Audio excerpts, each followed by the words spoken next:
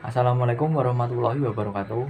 Saya Lutfi Maulana Firdaus dari 11 MIPA 4 nomor absen 18 akan mempresentasikan hasil tugas bab 2. Tugas minggu pertama. Itu ada A. Hakikat demokrasi. Pertama ada makna demokrasi, yaitu berarti pemerintahan rakyat, kekuasaan tertinggi berarti tangan rakyat, dan dijalankan langsung oleh rakyat atau wakil rakyat yang dipilih melalui pemilihan umum. Yang kedua ada klasifikasi demokrasi. Yang pertama ada berdasarkan titik berat perhatiannya, dibagi menjadi 3, yaitu demokrasi formal, material, dan gabungan. Yang B ada berdasarkan ideologi, dibagi menjadi 2, yaitu demokrasi konstitusional dan demokrasi rakyat. Yang C ada berdasarkan proses penyaluran kehendak rakyat, yaitu ada 2, demokrasi langsung dan demokrasi tidak langsung. Yang ketiga ada prinsip-prinsip demokrasi, yaitu menyelesaikan perselisihan dengan damai dan secara melembaga, menjamin terselenggaranya perubahan secara damai dalam suatu masyarakat yang sedang berubah, menyelenggarakan pergantian pimpinan secara teratur. Yang selanjutnya yaitu perbedaan negara demokrasi dan otoriter, yaitu ciri-ciri negara demokrasi. Pemegang kekuasaan tertinggi yaitu rakyat, menjunjung tinggi HAM, adanya pembagian kekuasaan, jaminan hak minoritas, peradilan yang bebas dan tidak memihak, kebebasan berorganisasi dan berkelompok. Contoh negara demokrasi yaitu Indonesia, Amerika Serikat, India, serta Filipina.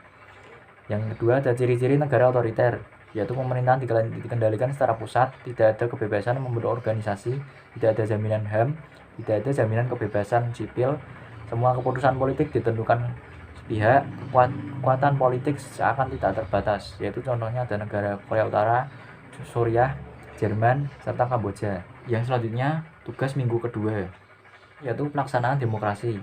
Ada periode 1945 sampai 1949, yaitu yang pertama ada rotasi kekuasaan. Presiden yang secara konstitusional ada kemungkinan jadi diktator. Kemungkinan tidak terjadi rotasi kekuasaan pada periode ini, tidak terjadi di kepresidenan. Yang kedua ada pemilihan umum. Pemilu hanya dilakukan 1 kali, yaitu pada 1955. Itu selanjutnya ada pemenuhan hak warga negara. Pemberian hak politik secara menyeluruh sekalipun tidak semua warga memanfaatkan dengan maksimal. Yang kedua ada periode 1949 sampai 1959. Jadi ada rotasi kekuasaan. Parlemen yang memegang kekuasaan sehingga terdapat kepercayaan di kabinet yang menyebabkan kabinet harus meletakkan kekuasaannya walau beberapa bulan saja. Yang kedua ada pemilu. Dilaksanakan pada tahun 1955, namun pemilu ini dilaksanakan dengan prinsip demokrasi. Setiap parpol berkompetisi dengan pemilih bebas tanpa tekanan. Ketiga ada pemenuhan hak warga negara. Hak dasar warga negara tidak dikurangi meskipun tidak semua memanfaatkannya secara maksimal. Lalu tugas minggu ketiga yang terakhir yaitu membangun kehidupan yang demokratis di Indonesia. Pertama, pentingnya kehidupan yang demokratis meliputi aspek itu A. Persamaan kedudukan di muka hukum. Hukum harus dijalankan secara adil dan benar. Hukum tidak boleh pandang bulu, siapa saja yang bersalah dihukum sesuai ketentuan yang berlaku. Yang B. Partisipasi dalam pembuatan keputusan. Aspirasi dan kemauan rakyat harus dipenuhi dan pemerintahan dijalankan berdasarkan konstitusi yang merupakan arah dari pedoman dalam melaksanakan hidup bernegara. Yang C. Distribusi pendapatan secara adil. Semua warga negara berhak memperoleh pendapatan yang layak. Pemerintah wajib memberikan bantuan kepada fakir miskin atau mereka yang berpendapatan rendah. Yang D. Kebebasan yang bertanggung jawab. Kebebasan merupakan HAM yang harus dijamin keberadaannya oleh negara.